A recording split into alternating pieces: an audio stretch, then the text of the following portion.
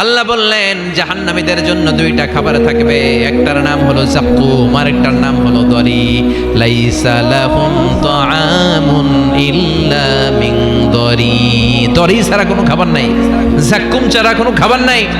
এই যাক্কুম ফলটা জাহান্নামের একেবারে অতল তলদেশে একটা গাছ আছে, ওই গাছ থেকে একটা কাঁটাযুক্ত ফল হয়, ওইটার নাম হচ্ছে যাক্কুম।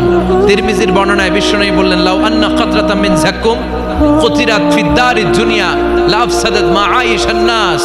যাক্কুমের একটা টুকরা যদি আল্লাহ তাআলা জাহান্নাম থেকে পৃথিবীতে পাঠায়, পৃথিবীর সবগুলো গাছপালা মুহূর্তের মধ্যে শেষ হয়ে যাবে। যাক্কুমের দুর্গন্ধে পৃথিবীর সবগুলো মানুষ দম বন্ধ হয়ে জায়গার মধ্যে মরে যাবে। ওই যাক্কুম জাহান্নামীরা খেতে শুরু করবে। কাঁটাযুক্ত হওয়ার কারণে যাক্কুমের ফল গিলতেও পারে না, ফেলতেও পারে না, গলার মধ্যে আটকে যাবে। গলার মধ্যে যখন জাহান্নামীদের যাক্কুমের ফল আটকে যাবে, জাহান্নামীরা বলবে, আমাদেরকে পানি দাও। আমাদেরকে কি দাও? পানি দাও। তাদেরকে দেয়া হবে বমি, রক্ত মিশ্রিত পুজ, তাদেরকে দেয়া হবে গরম পানি। এগুলো খেয়ে তাদের তৃষ্ণা আরো বেড়ে যাবে। আমরা ওই জাহান্নামে যেতে চাই না, চিল্লায় বলেন ঠিক কিনা।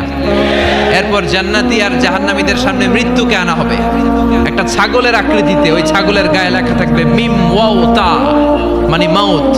মৃত্যুকে তখন ফায়ুযবাহুল মাউত, মৃত্যুকে জবাই করে দিয়ে বলা হবে, ইয়া আহলাল জান্নাতি খুলুদ লা মাউত।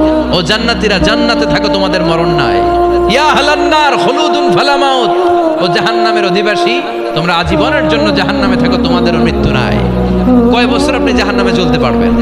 আজীবনের জন্য জাহান্নামে থাকা লাগবে। তাই দ্য ডিসিশন ইজ ইয়োর্স। সিদ্ধান্ত হচ্ছে আমার আর আপনার, যে আমরা জান্নাতে যাব নাকি জাহান্নামে যাব। চিল্লা এখন ঠিক কিনা?